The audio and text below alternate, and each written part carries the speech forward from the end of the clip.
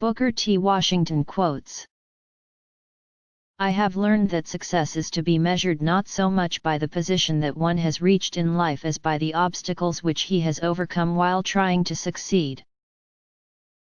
I will permit no man to narrow and degrade my soul by making me hate him.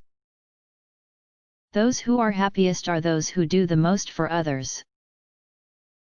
You can't hold a man down without staying down with him. Associate yourself with people of good quality, for it is better to be alone than to be in bad company. Excellence is to do a common thing in an uncommon way. Character, not circumstance, makes the person. I have begun everything with the idea that I could succeed, and I never had much patience with the multitudes of people who are always ready to explain why one cannot succeed. We all should rise above the clouds of ignorance, narrowness, and selfishness. No race can prosper till it learns that there is as much dignity in tilling a field as in writing a poem. Egotism is the anesthetic that dulls the pain of stupidity.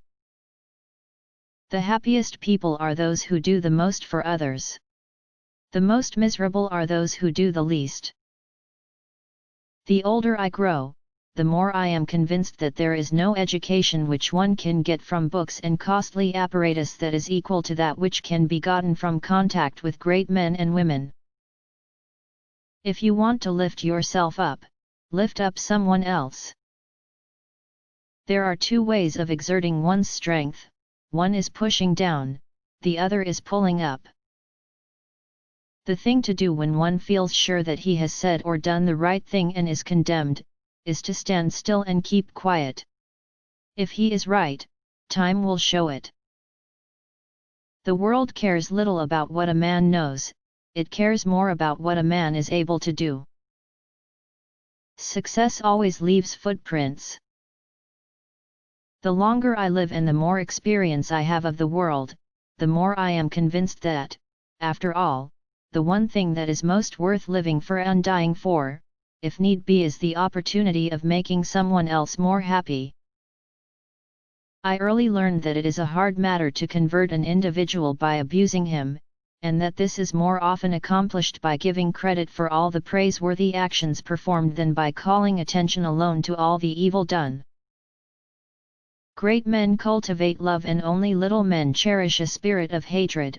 Assistance given to the weak makes the one who gives it strong, oppression of the unfortunate makes one weak.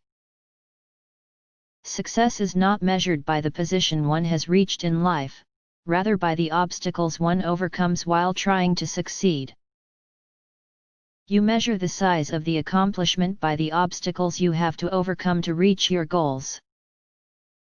In order to be successful in any undertaking, I think the main thing is for one to grow to the point where he completely forgets himself, that is, to lose himself in a great cause. In proportion as one loses himself in this way, in the same degree does he get the highest happiness out of his work. A lie doesn't become truth, wrong doesn't become right, and evil doesn't become good, just because it's accepted by a majority. It is important and right that all privileges of the law be ours, but it is vastly more important that we be prepared for the exercise of those privileges. I would permit no man, no matter what his color might be, to narrow and degrade my soul by making me hate him. Character is power. In my contact with people, I find that, as a rule, it is only the little, narrow people who live for themselves, who never read good books, who do not travel, who never open up their souls in a way to permit them to come into contact with other souls, with the great outside world. No white American ever thinks that any other race is wholly civilized until he wears the white man's clothes, eats the white man's food, speaks the white man's language, and professes the white man's religion. Nothing ever comes to me that is worth having, except as the result of hard work. It means a great deal, I think, to start off on a foundation which one has made for oneself. The wisest among my race understand that agitations of social equality is the extremest folly, and that progress in the enjoyment of all privileges that will come to us must be the result of severe and constant struggle rather than of artificial forcing. I shall never permit myself to stoop so low as to hate any man. I began learning long ago that those who are happiest are those who do the most for others.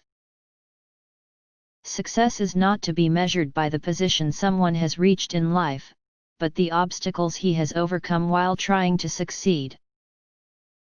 The great human law that in the end recognizes and rewards merit is everlasting and universal. In all things social we can be as separate as the fingers, yet one as the hand in all things essential to mutual progress. I had the feeling that to get into a schoolhouse and study in this way would be about the same as getting into paradise. I knew that, in a large degree, we were trying an experiment, that of testing whether or not it was possible for Negroes to build up and control the affairs of a large education institution. I knew that if we failed it would injure the whole race. I pity from the bottom of my heart any individual who is so unfortunate as to get into the habit of holding race prejudice. Those who have accomplished the greatest results are those who never grow excited or lose self-control, but are always calm, self-possessed, patient, and polite. The white man who begins by cheating a Negro usually ends by cheating a white man. The white man who begins to break the law by lynching a Negro soon yields to the temptation to lynch a white man.